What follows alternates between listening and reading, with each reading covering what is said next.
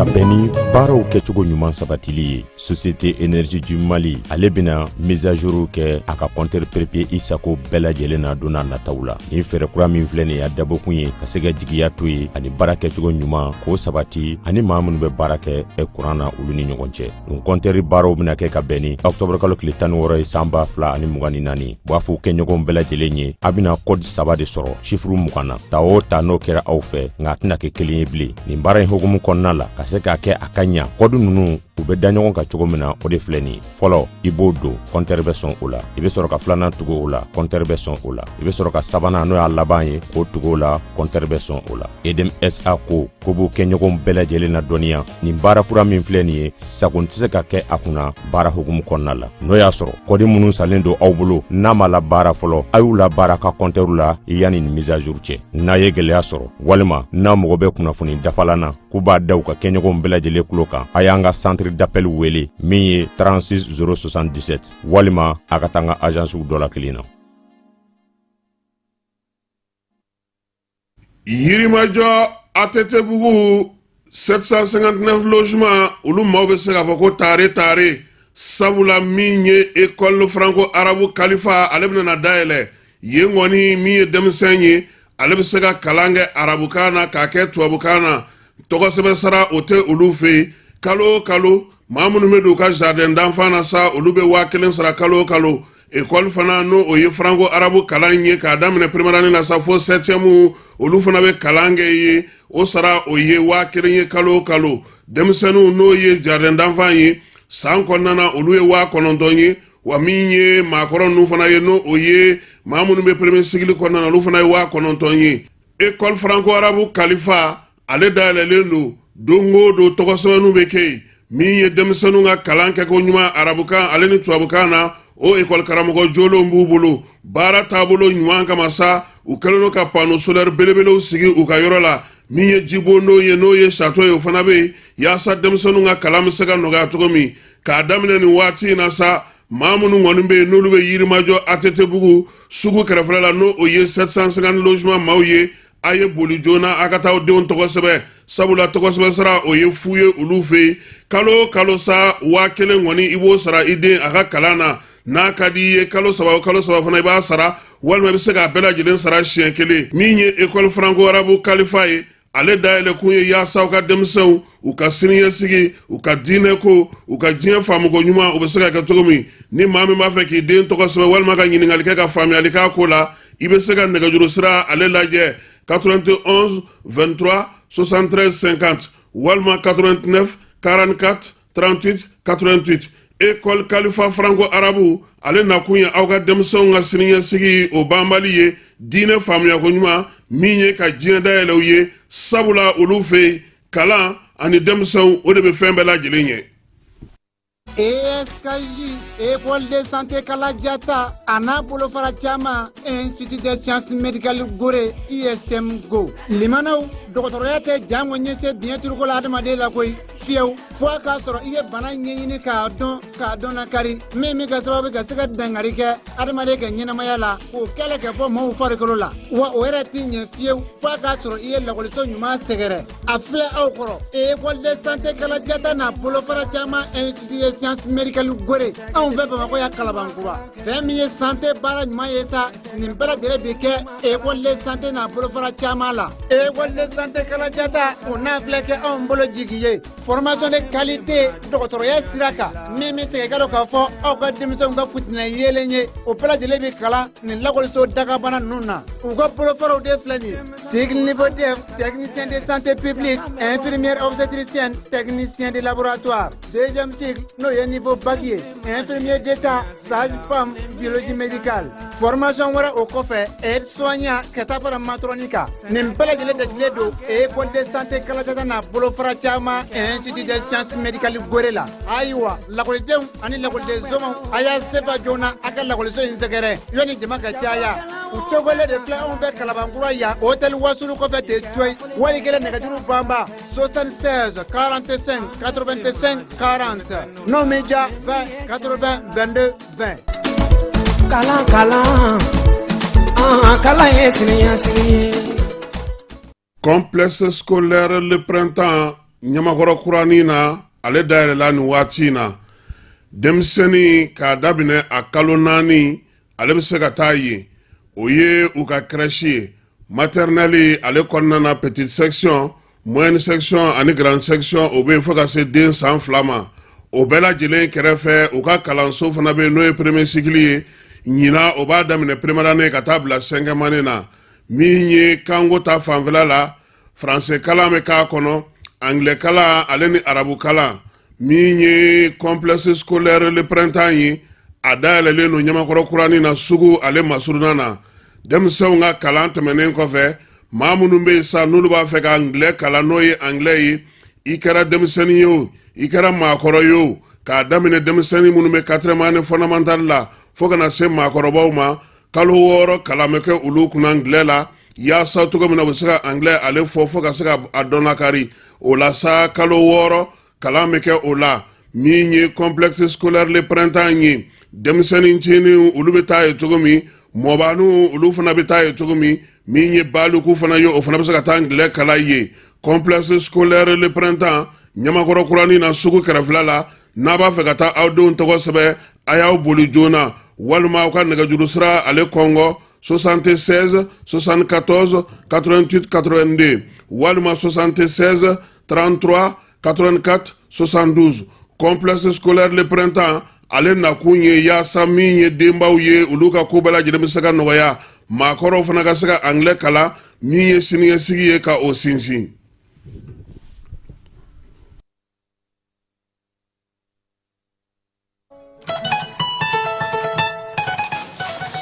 Va, oui, j'ai mon bac. Félicitations mon garçon, je suis fier de toi. Ici. Bon, maintenant que tu es bachelier, en bas que tu connais. Bon, papa, il va aller au Canada, aux États-Unis, au trop. Eh, Mouna. Eh ben, où est-ce que tu es au Canada? Ah oui, tel père, tel fils. N'est-ce pas Kalanké? Mais Amno, pourquoi tu dis ça? Ah, il y a EduX là. EduX? Oui, EduX, il y a quelques années, c'est eux qui ont fait les démarches pour ton grand frère. Ah bon? Et il a son master, il a commencé à travailler. Oui, allô? EduX, c'est une équipe expérimentée qui assiste vos étudiants dans l'admission universitaire, la demande de visa, l'accueil et l'installation et assiste vos étudiants jusqu'à l'obtention de leur diplôme. Choisir EduX, c'est s'ouvrir les portes des meilleures universités au Canada et aux États-Unis. Appelez dès maintenant le 76 54 18 57 et permettez à votre enfant de réaliser son projet d'études. Centre de formation professionnelle Kaja Sanogo CFP-KSI Seukaw fɛ yen denmisɛnnin k'a dege bolola baara la kabini fitinin fo ka taa kɔrɔbaya maakɔrɔw k'olu fana dege bolola baara la fo ni waati jan o bɛɛ lajɛlen bɛ se ka kɛ CFP-KSI ale kɔnɔna na Segu Dar Salam n'i ye kalanso in ta k'a lajɛ maa mun b'a fɛ ka masɔnya dege menuisier dege plomberie sanitaire peinture bâtiment menuisier métallique ni menuisier bois k'o bɛɛ lajɛlen kɛ sɛnɛ taa sira bɛɛ lajɛlen ni baganmara ni jɛgɛlamɔ i bɛ se ka o bɛɛ lajɛlen kɛ centre de formation professionnelle Kaja Sanogo la Segukaw fɛ yen u ma dan o ma min ye machiniste ye agricole carrelage ka taa se staff ni décoration ma ninnu bɛɛ lajɛlen bɛ kɛ bayɛlɛmali minɛnw olu fana bɛ u bolo k'olu kalan musolakaw jɔyɔrɔ ka bon u ka kalan kɔnɔna na kosɛbɛ sabula npogotigi caman bɛ u y'olu dege nin waati laban ninnu na yaasa u bɛ se k'u boloma yɛlɛma cogo min n'aw b'a fɛ dɔrɔn ka aw den tɔgɔ sɛbɛn kabini u fitinin fo ka taa se u kɔrɔbalen ma a ye boli joona aw ka se Segu Médine min ye Dar Salam yɔrɔ in yɛrɛ man jan kosɛbɛ tɔn artisanal ale la Médine sugu kɛrɛfɛla la walima nɛgɛjuru sira a bɛ se ka 76 03 12 23 walima 66 03 12 23 21 73 67 96 Segu Dar Salam min ye centre de formation professionnelle Kaja Sanogo ye CFPKSI ale bɛ maa taa yɔrɔ bɔ siniɲɛsigi o labɛnko ɲuman kama.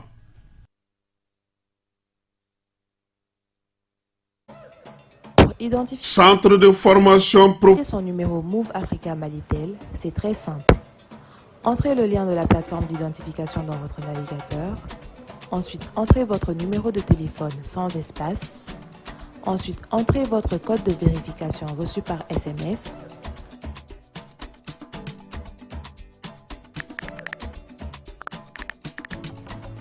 Entrez vos informations personnelles, prénom, nom, date de naissance, numéro de votre carte Sanina.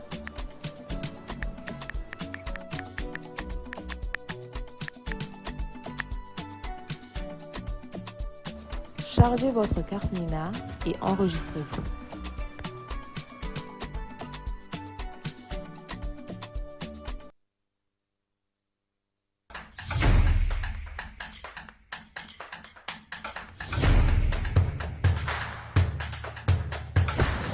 Bismillah, an ka jamukan kɛnɛ kan. Données personnelles, on en parle. Ni ye kunnafoni telima min bɔra APDP mɔgɔw yɔrɔ ko k'a da cakɛdaw kulo kan. Jamana cakɛdaw, baarayɔrɔ privéw. I n'a fɔ banquiw, microfinancew, hôpitaux, laboratoire de santé, agence de communication, presse écrite, presse audiovisuelle, miniw, boulangerie, supermarché, hôtel, bar, restaurant, école publique, école privée, avocat, notaire, huissier, pharmacie, société de vente de véhicules. Jamana cakɛda fɛn fɛn bɛ baara kɛ ni adamaden tɔgɔ la kunnafoni ye Mali kɔnɔ ko courrier bɛna se aw ma k'aw invité aw ka na aw ka traitement déclaré au niveau de l'APDP. Ni courrier sera aw ma aw bɛ se ka wuli ka se APDP la aw ka traitement ɲɔgɔn fɛ aw b'a cartographier k'a dɔn aw kan ka formulaire jumɛn rempli o formulaire rempli kɔfɛ aw kan ka musaka joli sara o bɛɛ lajɛlen bɛ d'aw tulo ka APDP la walasa aw ka kunnafoniya sɔrɔ ni courrier ninnu na aw bɛ se ka nɛgɛjuru ci 20 23 86 15 ou bien ka wuli ka se APDP la ɲɛfɔli ka k'aw ye k'aw bilasira.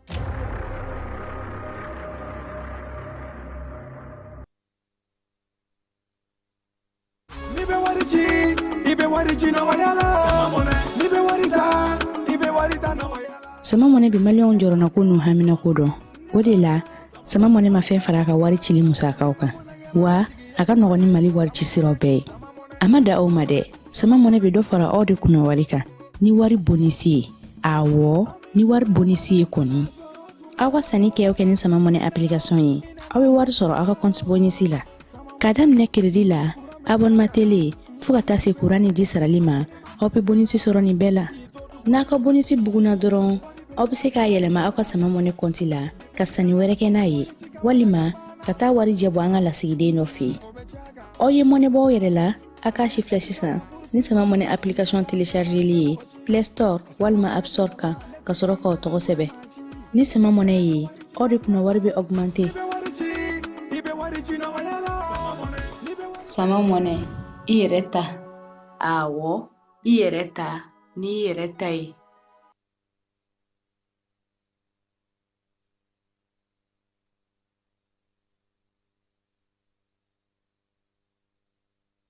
an ka ɲɔgɔn dɛmɛ ka binŋɛnikɛlaw ni maafalaw ni walijugutigilamaw kɛlɛ a y'anw dɛmɛ an k'aw dɛmɛ ka binŋɛnikɛlaw ni maafalaw ni walijugutigilamaw kɛlɛ n'a ye kunnafoni sɔrɔ binŋɛnikɛlaw ni maafalaw ni walijugutigilamaw kan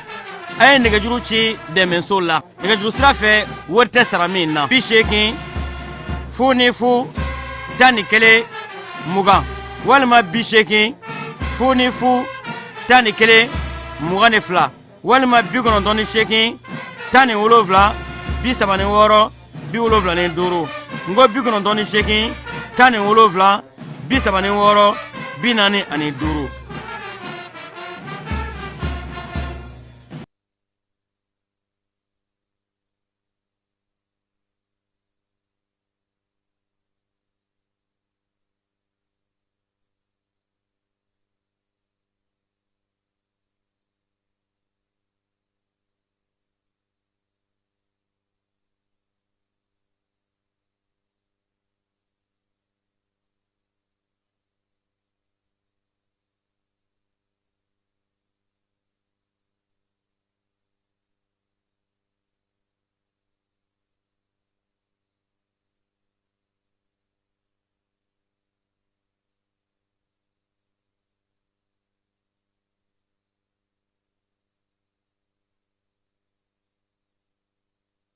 dugutigi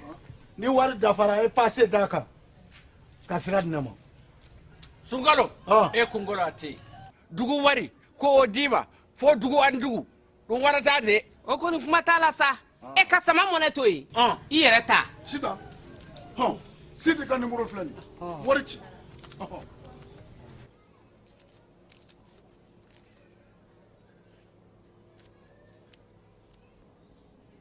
wari sera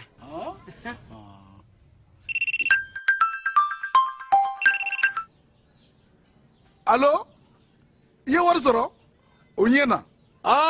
tiɲɛ yɛrɛ la ko ni sama bɛ maa min ɲɛ ko n komi t'i gosi ngonga sama mone i yɛrɛ ta a sɔngɔ ka nɔgɔ ni mali wari ci sira bɛɛ ye dépôt ye fu ye wari bɛ ci fu ni application ye wa bɔsara ye musaka fitinin ye sama mone ji ni kuran bɛ sara n'a ye créditw bɛ ta n'a ye sanni feere bɛ kɛ n'a ye sama mone ni y'anw maliyɛnw ta ye a y'a si filɛ ka nkalon bɔnda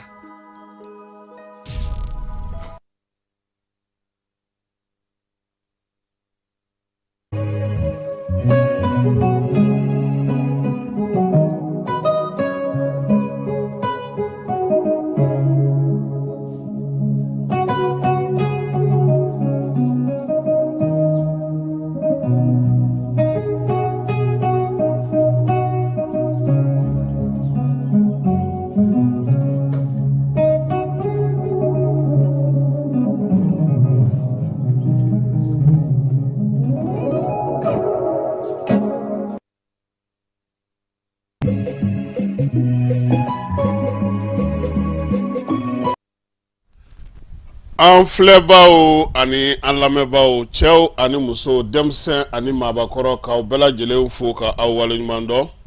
bi ye alamisa ye novamburu kalo a tile 14 san 2024 anw bɔtɔ filɛ sibi falai ka to ka famaw ka Bamako ma ka fisa maaw na fi kɔ i fana bɛ t'i senna yala k'a kɛ Idrissa Sumaworo ka kuma ye o fana ka fisa mɔgɔninfinya la bi ye donba ye bi ye don kɛrɛnkɛrɛnnen wolomasiri tabaw don an'u ka se sɔrɔ Kidali kɔnɔ o san kelen ye bi ye an na an da don o la min ye an ka juraw ye olu ye wari bɔ k'a ton ko k'o di maaw ma jiko gɛlɛya ye maa minnu sɔrɔ Conseil des ministres ale bataki fana b'an bolo ya fala ye n'an bɔra o bɛɛ la sa an bɛ sɔrɔ ka kɔkan kibaruyaw fara o kan su in na fana babu bɛ jani sanfɛ face à face min ye M5RFP ale ni mouvement de résistance maaw olu nana ɲɔgɔn sɔrɔ yan san kelen Kidali don kɔfɛ ko mun de sera ka to maaw hakili la dɛ o ye mun yɛrɛ ye dɛ su in na o babu o na sigi yan yaasa min ye jamanadenw ye olu bɛ se k'o faamu cogo min wolofaw fɛ yen min ye yɛrɛ kofɔ ye ka ɲɛsin wasaden ta ma o baaraw bɛ senna wolofaw fɛ yen nin waati in na nka fala ye parti politique bɛ k'u deliko lamaga yen fana dɛ u bɛ k'u cun ka bɔ Macky Sall ka fɛn na ka taa fara Sonko ninnu kan o k'olu tɛgɛlankolon kana bɔ a ko la politique fanbɛlama de ye kelen ko ye fala ye an b'an da an ta in de don yan dɔrɔn sinon fan bɛɛ de don ali Trump gagné min filɛ nin anw falenna koyi farikolo ɲɛnajɛ Coupe d'Afrique wolofaw olu nalen don yan nka Burkina de b'u bisimila Mali ale bɛ jouer sini Mozambique kaw fɛ yen Fédération Malienne de Football vérificateur y'a ta a tɛgɛ ma fala ye k'u kana ni 200 millions ye joueur ta sara an'u segin sara risorni a kan ka segin faso de ma Fédération tun ye mun kɛ i b'a dɔn k'u bɛ sɛbɛn wari $150 di ministre ma ko ka to kɛ ka farikolo ɲɛnajɛ soyɔrɔnin ninnu dilan vérificateur ko k'u kana ni $100,000 ye an na tila ka nin bɛɛ ɲɛfɔ wulada in na ka bɛɛ fo ka bɛɛ waleɲuman dɔn fɛn fɛn ye weleli kɛ depuis dugu jɛra maa minnu kun jɔrɔlen don minnu tɛ tubabukan mɛn sabula an y'a sɛbɛn ka fɔ k'an tɛna se ka journal kɛ bi daluya dɔ kama minnu tɛ tubabukan mɛn n'u ye tile bɛɛ ban weleli la ani minnu kun fana jɔrɔlen don an b'a f'u ɲɛna n ko bɛɛ lajɛlen ni ce jani nin y'an sigi k'an ye bi wulada in na.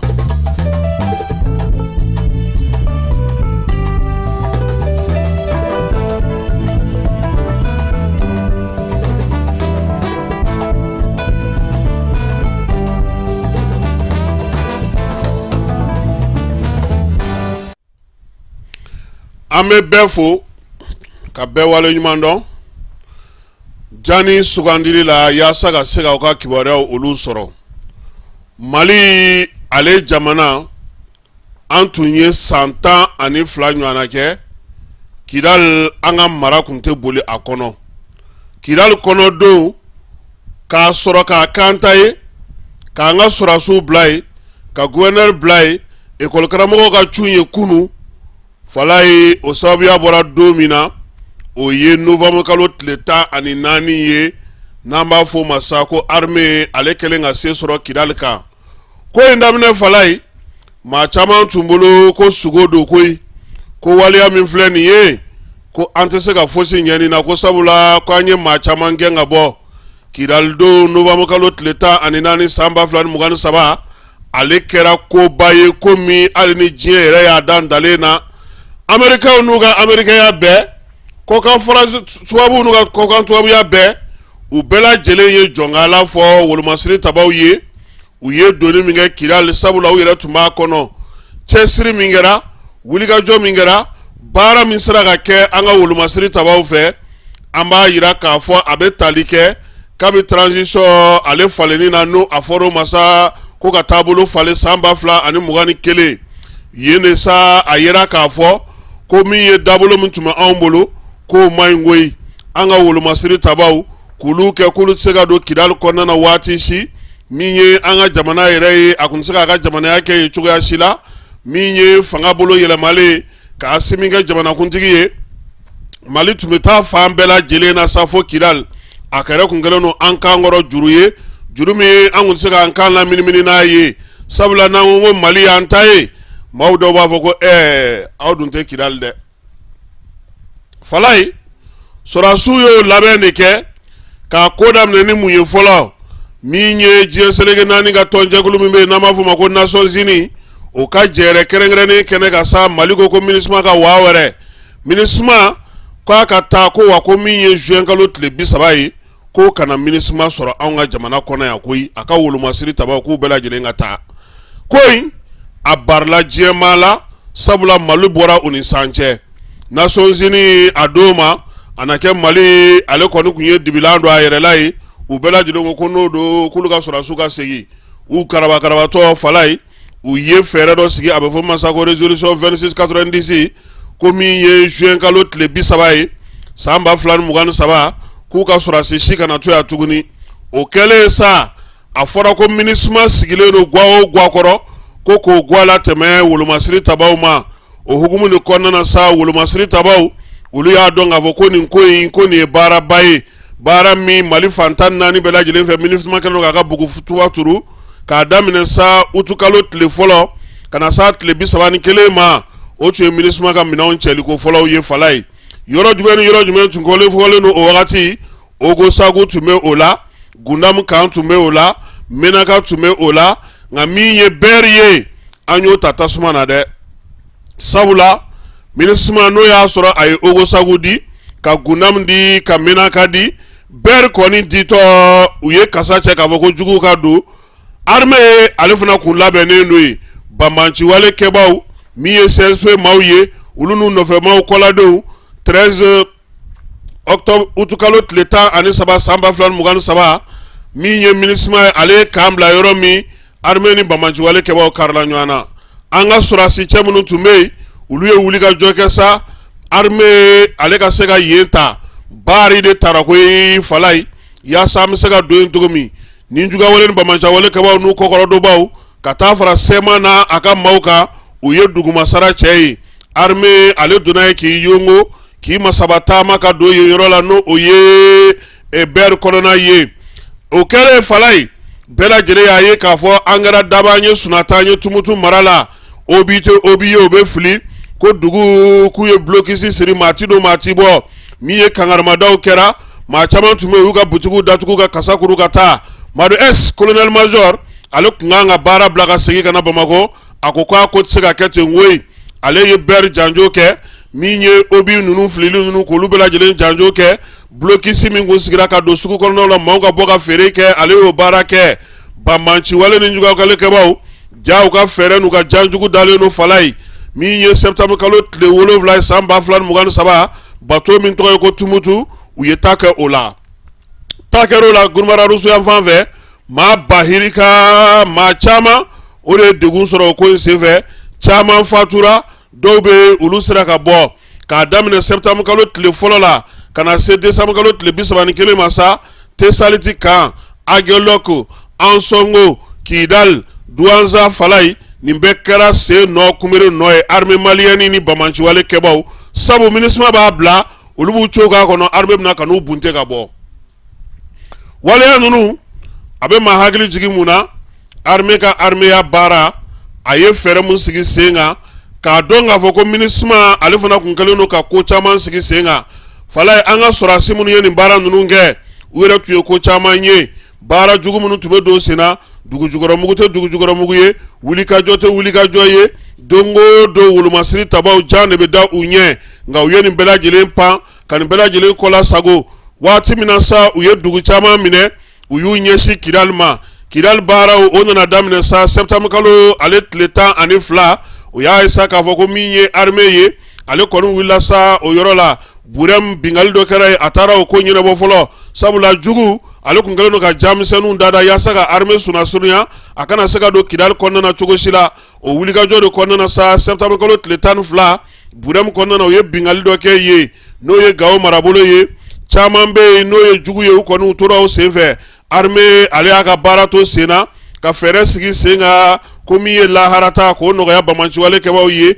yaasa Kidal bɛ se ka dayɛlɛ cogo min ka bɔ janfa ni juguya kɔnɔna na. CSP n'a kɔladenw octobre kalo tile 7 u n'olu ye kataba 4 wuli ɲɔgɔn na Falaye kataba 4 min a ko gɛlɛyara kosɛbɛ nka min ye Tesaliti kan ye armée y'o ta caw sabula MINUSMA ale tun bɛ ka bɔ nka a kun t'a fɛ ka taa Tesaliti yɛrɛ dili a Falaye octobre kalo tile 7 a guanna. O tɛmɛnen armée kɛlen k'o sɔrɔ ANEFIS u y'o to yen fɔlɔ k'u ɲɛsin belebele yɛrɛ ma n'o ye Kidal ye. MINUSMA y'a ka minɛnw cɛ don min na ka bɔ Kidal bamanciwale kɛbaw donna ka n'u sigi a kɔnɔna na. Falaye k'a daminɛ novembre kalo tile 9 na ka na se fɔ a tile 12 ma armée ni u bɛ ɲɔgɔn na min ye sɔrɔdasi kun fɔlɔw ye olu ka se k'u yɛrɛ sɔrɔ ka na fɔ Kidal munumunu masurunya la o kɛra wulikajɔw senfɛ bamanciwale ɲɔgɔnwale kɛbaw u yɛrɛ y'a dɔn sa k'a fɔ ko tiɲɛ na armée fanga bonyana n'u ta ye. Octobre kalo min ye novembre kalo tile 12 ye u ka maa kun solila ka bɔ a don armée ye a bɛɛ lajɛlen bombarder ni n'a ka avion ye o de kɔnɔna sa kɛlɛ kɔni fanga nana dɔgɔya kosɛbɛ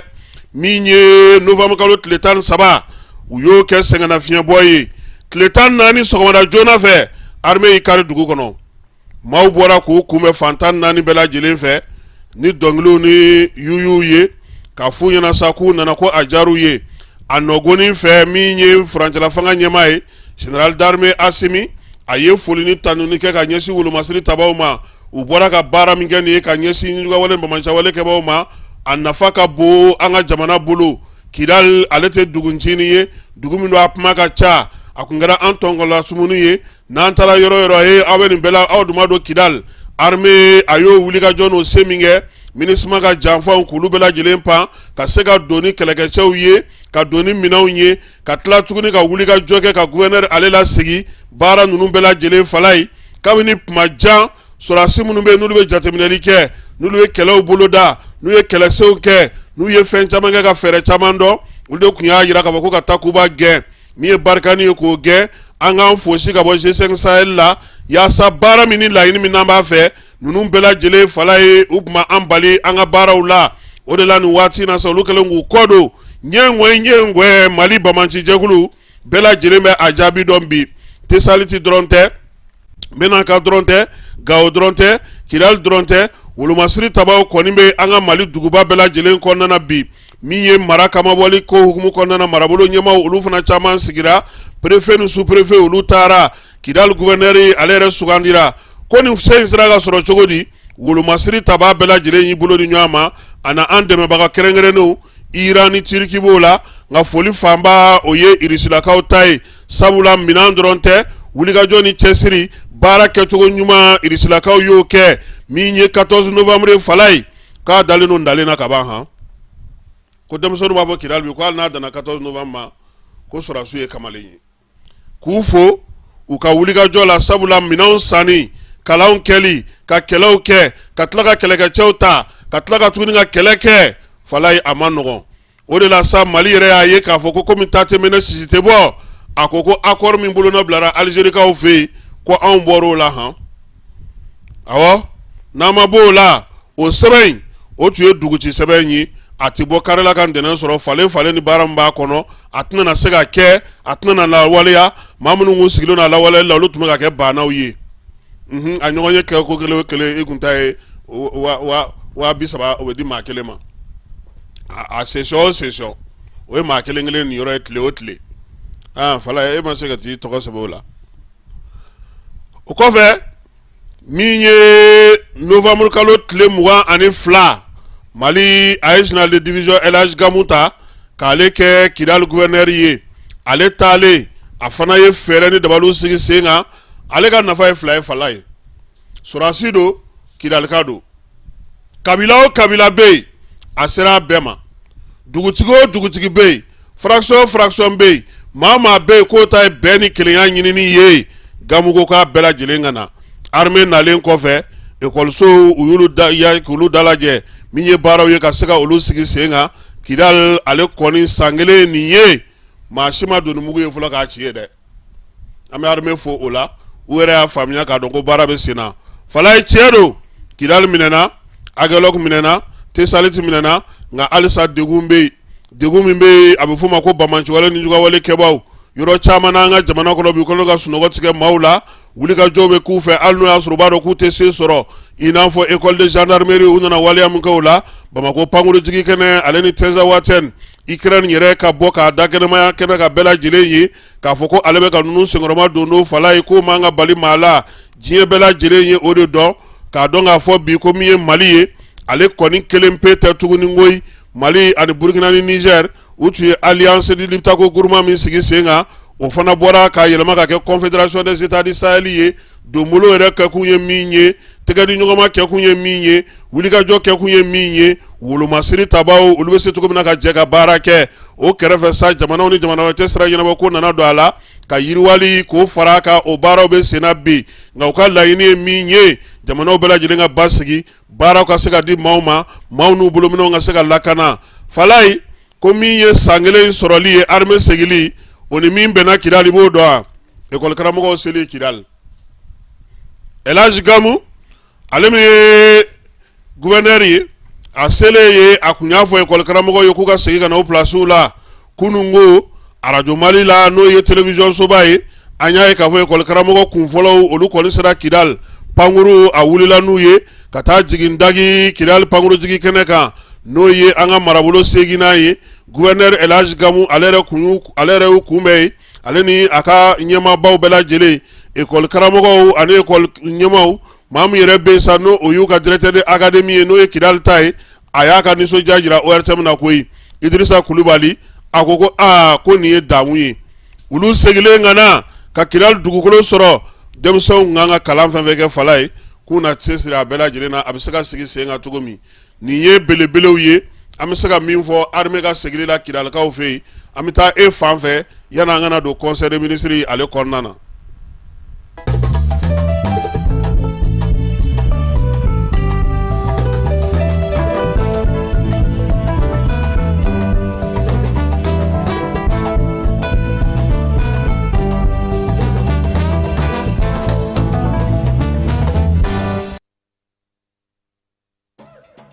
Identifier son numéro Move. Yirimajɔ Atetebugu 759 logements olu maaw bɛ se k'a fɔ ko taare sabula min ye école franco arabu kalifa ale bɛna na dayɛlɛ yen kɔni min ye denmisɛn ye ale bɛ se ka kalan kɛ arabukan na k'a kɛ tubabukan na tɔgɔsɛbɛn sara o tɛ olu fɛ yen kalo o kalo maa minnu bɛ don u ka jardin d'enfant na sa olu bɛ 1000 sara kalo o kalo école fana n'o o ye franco arabu kalan ye k'a daminɛ première année la sa fo 7e olu fana bɛ kalan kɛ ye o sara o ye 1000 ye kalo o kalo denmisɛnninw n'o ye jardin d'enfant ye san kɔnɔna na olu ye 900 ye wa min ye maakɔrɔ ninnu fana ye n'o o ye maa minnu bɛ premier cycle kɔnɔna na olu fana ye 900 ye école franco arabu kalifa ale dayɛlɛlen don dongo do tɔgɔsɛbɛnnu bɛ kɛ min ye denmisɛnninw ka kalan kɛ ko ɲuman arabukan ale ni tubabukan na o ekɔli karamɔgɔ jolenw b'u bolo baara taabolo ɲuman kama sa u kɛlen don ka pano solaire belebelew sigi u ka yɔrɔ la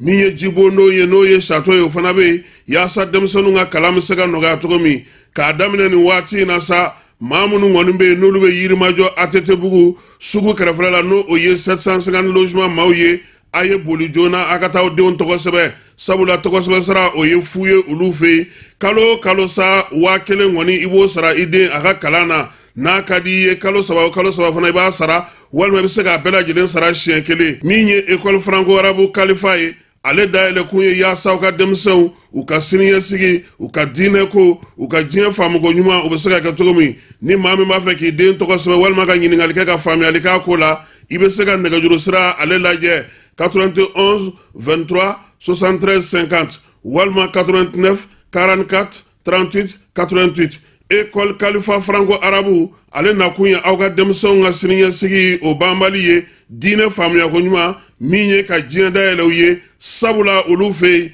kalan ani denmisɛnw o de bɛ fɛn bɛɛ lajɛlen ɲɛ.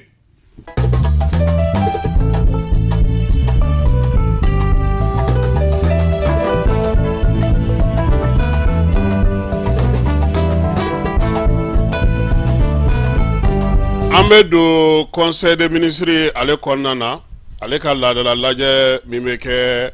araba o araba kunungo ta kɛra a ɲɛmaaya tun bɛ maa bolo o ye général d'armée Asimi Goyita ye min ye ministres ye u ye hakili jagabɔ kɛ u ka sɛbɛn minnu kan ka kɛ sariya ye olu kan ka min ye u ka baarakɛlaw n'u ka baara bolodalen k'olu bɛɛ lajɛlen ɲɛfɔ ministre so min bɛ yen n'o bɛ dugukoloko kunna an ka jamana kɔnɔ ale kɔni nana ni sɛbɛn dɔ ye sa ka se k'o kɛ sariyakisɛ min bɛna tali kɛ Kucala ale marabolo yiriwali ani a dantigɛw bɛɛ lajɛlen bɛ se ka dɔn cogo min n'i ye Kucala yɛrɛ jateminɛ sa ale bɛ Kucala dugu kɔnɔna ko don dɛ a région ko tɛ Kucala dugu ale bɛ taari ba 800 ani 220 a b'o de kan taari la n'i ye Kucala yɛrɛ jateminɛ sa maa hakɛ min tun b'a kɔnɔ san 2022 o bɛ se maa 200,000 11 231 ma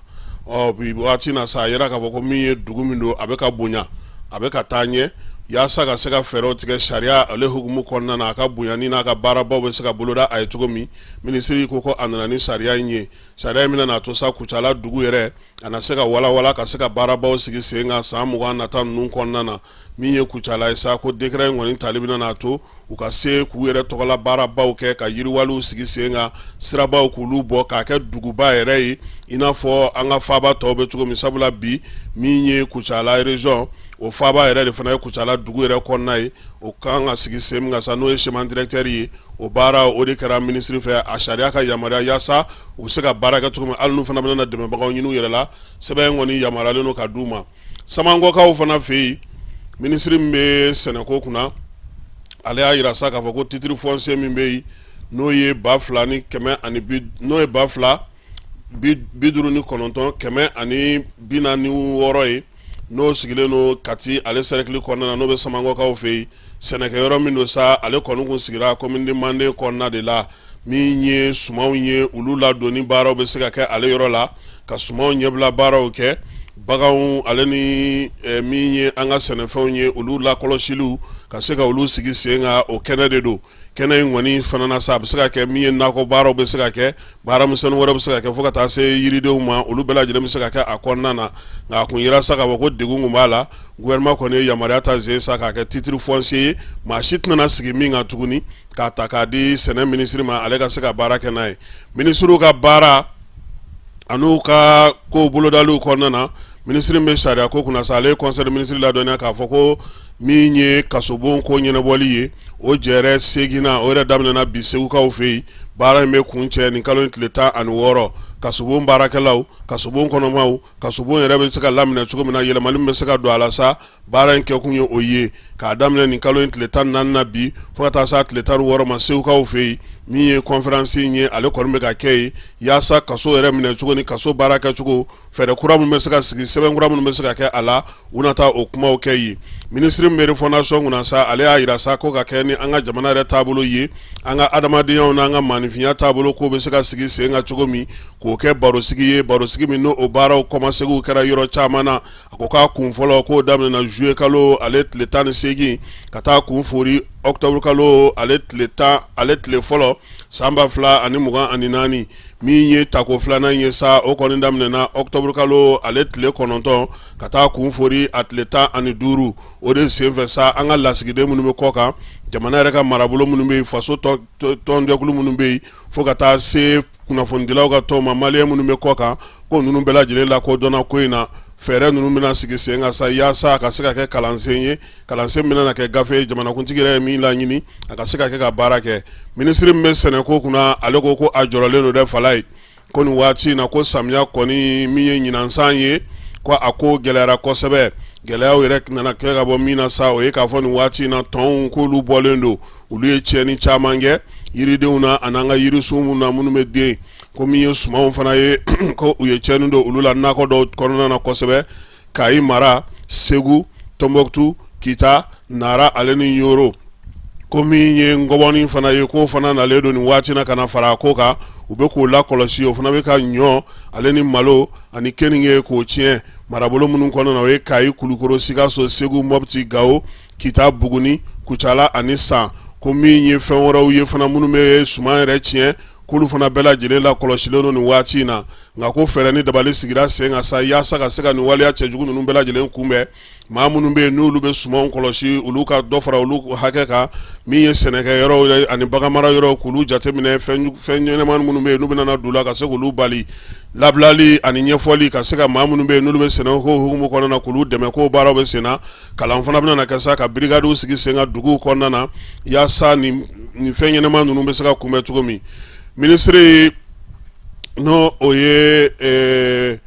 ministre min bɛ sɛnɛko kunna a y'a yira fana k'a fɔ sa ko u kɔni tun bɛ Nouakchott-kaw fɛ yen min ye Silisi ale la lajɛ tun bɛ yen Silisi n'o ye an fanfɛ jamanaw ye sa ko olu kɔni ye lajɛ belebeleba kɛ yaasa waati yɛlɛma kɔlɔlɔw bɛ se ka dɔn cogo min na an ka cɛncɛnfuga jamanaw kan baara in sa ko san o san don a kɔni bɛ kɛ sa u ka sɛbɛnba minnu bɛ yen u bɛ se ka olu lajɛ cogo min na ani falen bɛ se ka don la cogo min na u ka jɛrɛ min fana bɛ yen n'u b'u lajɛ kɛrɛnkɛrɛnnenw sen kan sa n'u bɛna kɛ u ka baara bolodalenw ni baara minnu kan ka kɛ san kɔnɔna na ko u y'olu bɛɛ lajɛlen dantigɛ min kɛra sa octobre kalo tile 31 ka na se novembre kalo tile fɔlɔ ma ko u y'o sɛgɛsɛgɛli kɛ jɛrɛ min kɛra n'o y'u ka jɛrɛ 59 ye o fana tun ye laɲini minnu kɛ u y'olu bɛɛ lajɛlen dantigɛ a yɛrɛ sa k'a fɔ ko jɛrɛ ninnu kɔni bɛɛ lajɛlen y'a to sa baara minnu sera ka kɛ Silisi kɔnɔna na u ka baara belebeleba 8 min bɛ a n'a laɲiniw k'u y'olu bɛɛ lajɛlen kimɛli baaraw fana kɛ lajɛ in kɛnɛ kan Moritanikaw fɛ yen minisiri min bɛ baara ni baaradege kɔnɔna na sa ale ko n'Ala sɔnna ma ko min ye kalanta ye maa minnu bɛ yen n'o ye denmisɛnninw ye n'olu kan ka kalanta n'olu bɛ bolola baaradege de kɛ k'olu ka kalanta kan ka kɛ kɛrɛnkɛrɛnnenya la min ye centre professionnel ye sa ko olu k'olu bila an ka jamana a bɛ se cogo min na ka baarakɛbaliya k'o kɛlɛ ko a bɛna na k'o hukumu kɔnɔna na ɲinanta in sa a bɛna na kɛ novembre kalo tile 28 san 2024 ko ani u ka école min bɛ yen n'o bɛ Sikasokaw fɛ yen o dayɛlɛli a n'o bɛɛ bɛna na don ɲɔgɔn na o bɛna na kɛ sababu ye sa o école in ale kɔni kan ka se ka maaw dege baara la min ye denmisɛnnin minnu bɛ yen bi n'olu kɛlen don ka yiriwali boloda minnu fana b'a fɛ ka taa sɔrɔ ni musakako ta nasira fɛ baaradaw k'olu fana sinsin u yɛrɛ tɔgɔ la u ka sigidaw kɔnɔna na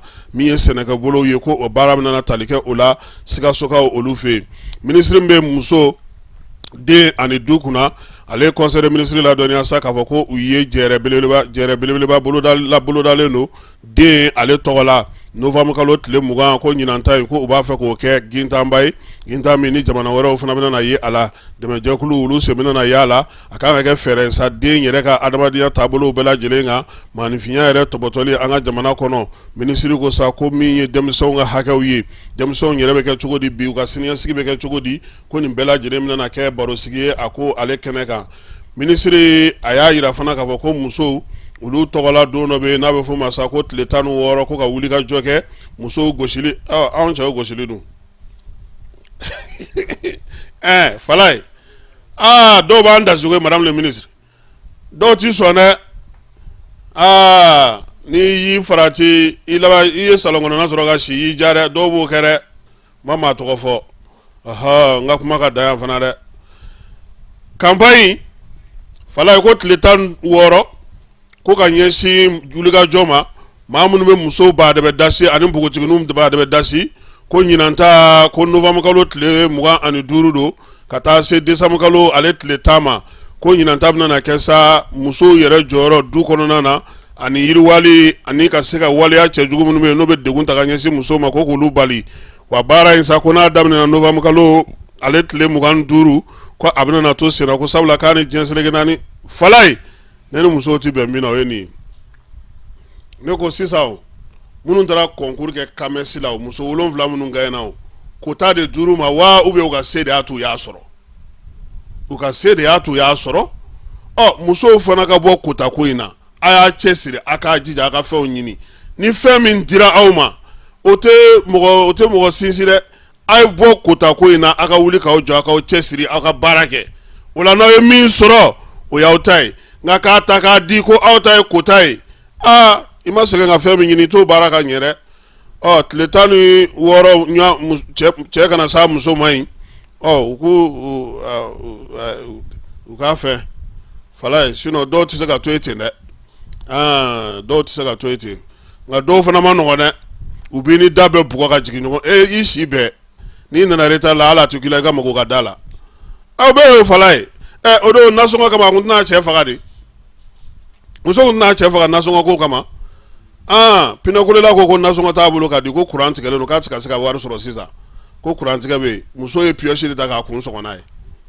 ala ma fara a kan n'u ko ko ka musow gosili dabila u ka cɛw fana dɔw fana gosili dabila u k'o fana fara a kan kebaye tɛ ko kalama fɔlɔ e ye denmisɛnnin ye ne tɛ jigin e la o e kɛlen bɛ si e tɛ ko foyi kalama fɔlɔ minisiri a ko ko an ka jamana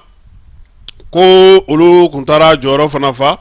k'a daminɛ octobre kalo tile 28 ka taa sa tile 30 ma Philippines-kaw fɛ yen musow ka lajɛba bɛɛ tun bɛ o kɛnɛ kan yen yaasa sa musow yɛrɛ bɛ se cogo min na k'u yɛrɛ ta bɛn ni kelenya cɛfɔ ni kanbɛn k'o sigi sen kan sa ko ale yɛrɛ tun b'o kɛnɛ kan diɲɛ seleke naani ale ka laɲini dɔ de y'o ye yaasa musow yɛrɛ bɛ se k'u jɔyɔrɔ fin cogo min bɛn o ɲinini na ani wulikajɔ ni cɛsiri lakana bɛ se ka sabati cogo min na sigidaw bɛɛ lajɛlen kɔnɔna na minisiri kɔni ko ale ye kuma ta ye min ye furancɛla fanga ka hakilina ye min ye a la Mali yɛrɛ ka taabolo ye min ye ka ɲɛsin an ka sariya sumakura min sigira sen kan juillet kalo tile 20 san 2022 san 2023 ko ale kɔni ka kuma ye tali kɛ o la ko Mali ko kɛnɛ in fana kan ani maa wɛrɛw fana ye lajɛ kɛ lajɛ minnu bɛ tali kɛ musow ka sinsinni na minisiri min bɛ sɛnɛko kunna ale ye conseil des ministres ladɔnniya k'a fɔ k'olu tun bɛ Mauritanie-kaw fɛ yen Mauritanie min ye bagan marako ye an fanfɛ bolow fɛ Mauritanie tun ye fɛɛrɛ dɔ sigi sen kan sa san 10 tɛmɛnen kɔfɛ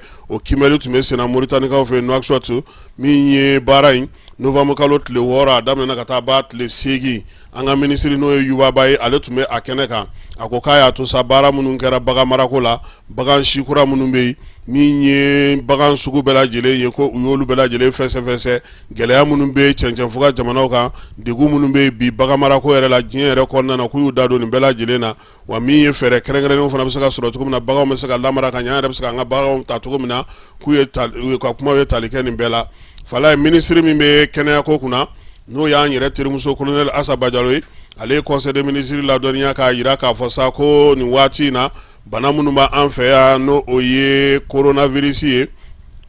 coronavirus ko ale kɔni caman ma ye nin waati in na min ye dengue ye a ko k'o fana jiginna nka dengue tun bɛ keba la a y'an sɛgɛn yan dɛ madame le ministre aw ɲinɛna ka keba jate keba kun b'a la président ko an ka hakili to an yɛrɛ la général d'armée ko bana furakɛ bana kunbɛ ka fisa ni bana furakɛ ye ko min ye tangalan minnu fɔlen ani fɛɛrɛ minnu b'an bolo n'an bɛ se k'an yɛrɛ tanga banaw ma an ka olu bɛɛ lajɛlen matara ale kɔni kɛlen k'a matarafa parce que masque b'ale nun na san kalo 12 sɛbɛn in a fa sirila novembre kalo tile 13 san 2024 secrétaire général du gouvernement fɛ n'o ye Birama Kulubali ye ale fana ye chevalier de l'ordre national ye an ɲɔgɔn ko don sibikaw fɛ yen bi sɔgɔmada in na gouverneur ka bɔ Kulukoro n'o ye colonel Lamine Kapori ye fala ye ale taara yen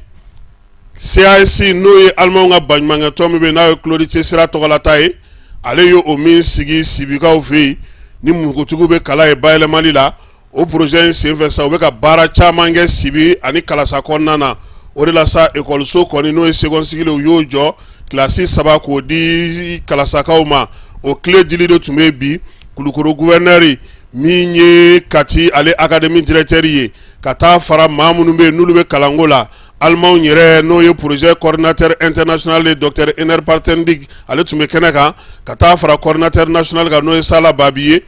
directeur yɛrɛ n'o ye école CAC directeur ye Alassane Bore tun bɛ yen Dr Amadou Araba Doumbia ale fana tun bɛ yen ka taa se maa mafalen caman ma ka bɔ Kulukoro kɔnɔna na min ye sibi yɛrɛ kɔnɔna na bɛɛ lajɛlen tun bɛ yen kalasa dugu maa bɛɛ lajɛlen tun bɛ a kɛnɛ kan min ye écoliso min jɔra classe 3 don ka direction fana ko premier cycle ni second cycle ta dɔn 7e 8e 9e k'o jɔ ka faraw kan école karamɔgɔw k'olu kalan ka se ka to olu bɛ se cogo min na ka denmisɛnninw fana kalan ka kalankɛminɛnw k'o ta k'o d'olu ma min ye denmisɛnninw yɛrɛ ye k'olu tɛgɛ fa école minɛnw na crayon biki compas livre k'a daminɛ première année fo 9e année nin bɛɛ lajɛlen dira min ye CAC ye a ma dan o ma koyi école karamɔgɔ mun bɛ yen n'olu ye école karamɔgɔ 2 ye n'olu kan ka second cycle mɔgɔw kalan fala ye a ko k'a bɛ jɔ n'o musaka ye ko fo ka taa se san 2 ma chaise nɛgɛma 150 ale ni tabali 80 nɛgɛlama ka tila ka yɔrɔ in jɔ ka courant k'a la ka ventilo k'a la a fan bɛɛ lajɛlen n'i donna kɔnɔ fo nɛnɛ b'i minɛ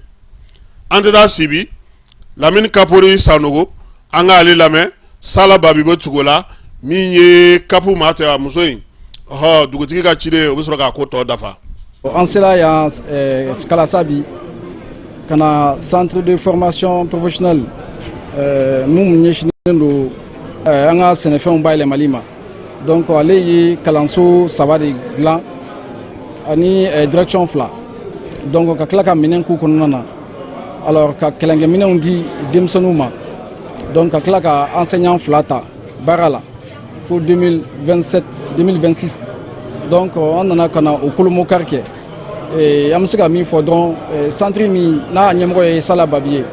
a ye fɛn caman kɛ ka kɔn bi ɲɛ 2019 ka ekɔliso 3 dilan alors k'olu classe 3 dilan donc k'olu équiper donc an b'o foli d'a ma a ye jibontow fana kɛ ka tila ka siraba kana kasara ko pour que ka se k'o nɔgɔya a ye ralentisseur fana dilan o kan ka fɔ a ɲɛna a ye musow dɛmɛ nakɔko la donc fɛn fɛn ye service de base ye ni adamadenya sigi ka taa minnu kɔ a y'a sigi o kɛla sibi ani kalasa yan donc an b'o foli d'a ma jamana ɲɛmɔgɔw tɔgɔ la ka fɔ ka partenaires fana ɲɛna hali bi u ka dɛmɛ kɛ mun bɛ ɲɛsin denmisɛnninw ma min bɛ ɲɛsin musow ma mun bɛ ɲɛsin jeunes ma. Ekɔliso in ye mun ye an y'a essayer ka ekɔliso kɛ mun ɲɔgɔn ma deli ka kɛ jamana in bɛɛ la a cɛɲa o n'a a gɛlɛya n'a yiriwa quoi a yiriwa de kama n'a bɛ fɔ ko a dire an ye ekɔliso jɔ mun tɛ se ka na ni degun ye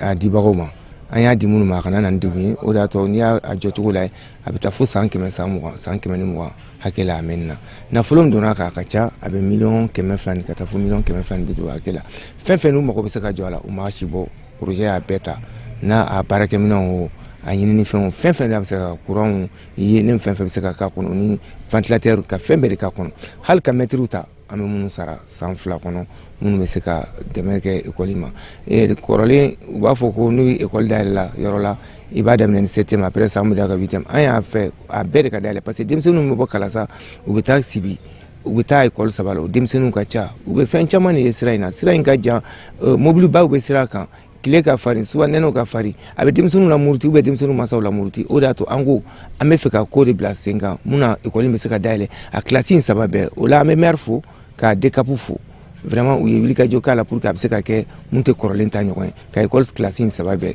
maître fana n'i y'a ye denmisɛnninw bɛ bilako ɲuman na f'u ka karamɔgɔw fana ka bilako ɲuman na an y'u ka bureau 2 jɔ u ye premier cycle ta ni second cycle ta o ni fɛn fɛn ye kalanminɛn ye k'a bɛɛ di écoliso in ma pour que vraiment a bɛ se ka kɛ taamasere ɲuman ye dɛmɛbagaw bolo jamana in fan fɛ bon denbaw b'a fɛ u ka denmisɛnninw bila ka taa kalan na kalan de ɲɔgɔn tɛ diɲɛnatigɛ la an bɛ fɛn fɛn na bi n'i ma kalan fu don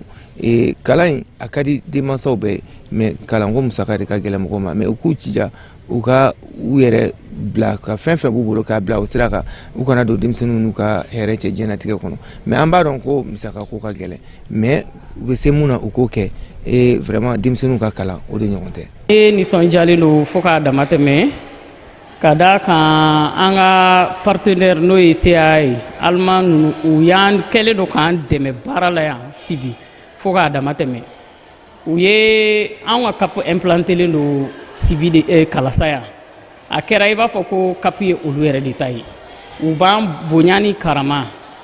u nana ni kilasi ɲuman-ɲumanba ninnu dayɛlɛ anw ye a kilasi ne bɛ se k'a fɔ Mali bɛɛ ni ɲɔgɔnna tɛ yan a moderniselen don o ye ekɔliso fan tɔw fana rénové ka segin olu kan k'olu dilan kura ye ka ɲɛgɛnw dilan u ye baara caman kɛ u b'an dɛmɛ an ka baaraw la hali an ka ekɔlidenw u bɛ cours de remédiation kɛ olu ye tuma bɛɛ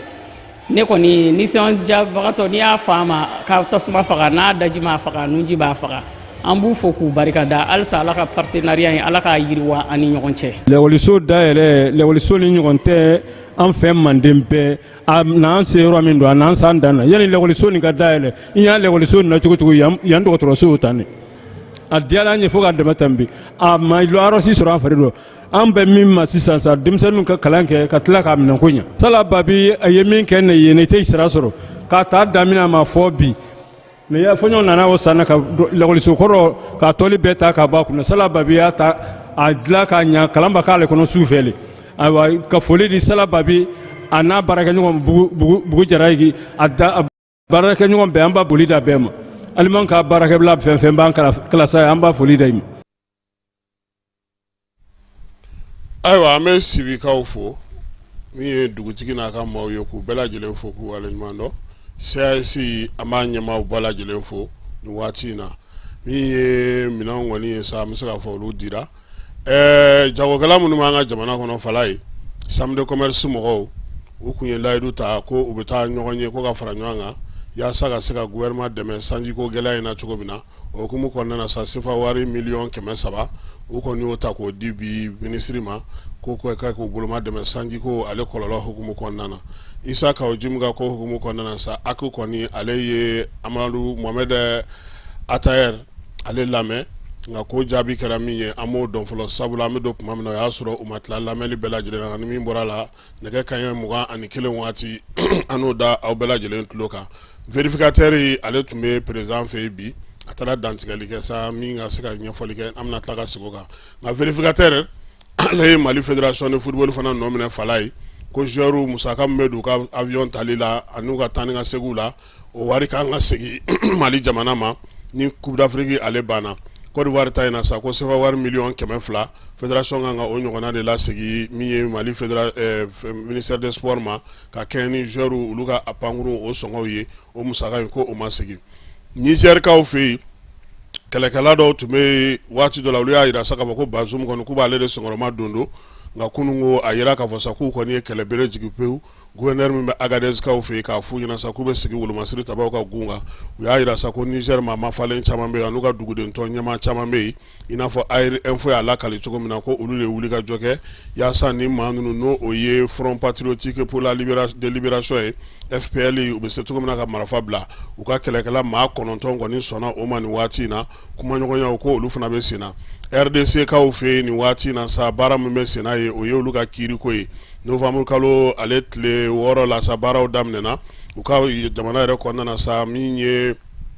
u ka jamana yɔrɔ min bɛ yen n'o o ye u ka kiiritigɛla u ka baarakɛbolo dɔ ye a yira sa ko lajɛba in kɔni bɛ ka kɛ o kɔnɔna na yaasa maa maa bɛ yen n'o bɛ kiiri bankun kan u bɛɛ lajɛlen bɛ se ka n'u hakilila di cogo min u ka sariya so sariyakisɛw ani sariya taabolo bɛ se ka falen cogo min na u fɛ yen Ugandakaw fɛ yen maa 2 bɛ yen olu kɔni kun nɔ minɛna ko sabula jamanakuntigi n'o ye Yoweri Museveni ye a n'a furumuso Janet ko u tun ye nɛnini ta ka ɲɛsin olu ma TikTok ale sanfɛ maa 2 in bɛɛ lajɛlen kɔni taara kiiritigɛlaw fɛ yen kunun ko u y'u dala cɛ waleya in na kiiri tigilamaw ko sa ko u n'u ka jaabi d'u ma u ka nɔminɛli ko la don nataw olu kɔnɔna na Espagne kaw fɛ yen olu ka polisi ɲɛmaaba dɔ ale yɛrɛ kɔni tun ye Wane ye dungo juguya ni yuruguyurugu ko la min ye sɛgɛsɛgɛli ko la fala ye kabako ko taara kɛ mun ye euro wari $20,000,000 o de taara ye ale yɛrɛ ka so kɔnɔ sɛgɛsɛgɛli dɔ tun bɛ sen na kɔsɛbɛ na k'a fɔ sa ko maa dɔ kɔni tun bɛ olu ye dɔrɔgu ngurutu ale tɔgɔ taara tila ka taa ye olu ka o sɛbɛn na ale yɛrɛ min ye ɲɛmaaba ye polisilakaw fɛ yen kabako de kɛlen filɛ nin ye Espagne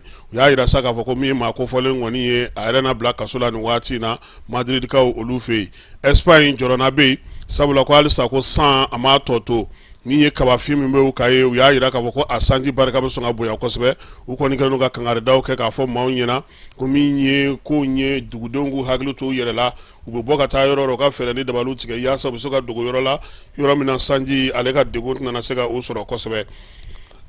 Indonésikaw fɛ yen volcan o de wulilen n'o ye volcan min sa n'u ko ko yɛrɛ tɔgɔ ye ko Lewotobi laki ko o kɔni kɛlen don k'u ka dugu kɔni fan bɛɛ lajɛlen don ɲɔgɔn na min y'u ka faaba yɛrɛ n'o ye Bali ye pankuru jigi kɛnɛw bɛɛ lajɛlen kɔni baaraw jɔlen don dugutaw bɛɛ lajɛlen jɔlen maa si tɛ se ka bɔ a nɔ na baara in n'o ye tasuma in ye k'a ye tiɲɛni kɛ kosɛbɛ dugu kɔnɔna na kuran fotow ni filiw ni fɛnw k'a olu caman tigɛ o de la bi kɔni u ka dugu kɔni transport ko bɛɛ lajɛlen jɔlen don maa minnu b'u fɛ yen olu tɛna se ka bɔ nin ye kunnafoni ye an sera ka minnu sɔrɔ an balimakɛ dɔ bɛ yen ale bɛ Senu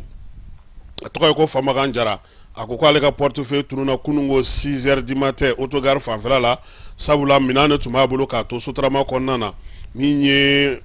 portefeuille in ye a y'a minɛ a bolo k'a bɛ passe de di prantikɛ ma ale kɔni t'a dɔn sa ale sigira k'i sigi n'a ye sawa portefeuille in binna sawa ale kɔni m'a ye a ko ni maa kɔni ye portefeuille in ye i k'ale wele a ka nɛgɛjuru sira o ye 78 50 20 53 ye fosi t'a kɔnɔ min b'a kɔnɔ a yɛrɛ ko wari min b'a kɔnɔ ko n'a tigi y'a sɔrɔ a k'o ta mɛ a k'a ka nina kɔni o d'a ma a mago b'o la bi sabula o y'a ma mago ɲɛna ye Famakan Jara yɛrɛ ka so bɛ Senu nka a tun bɛ ka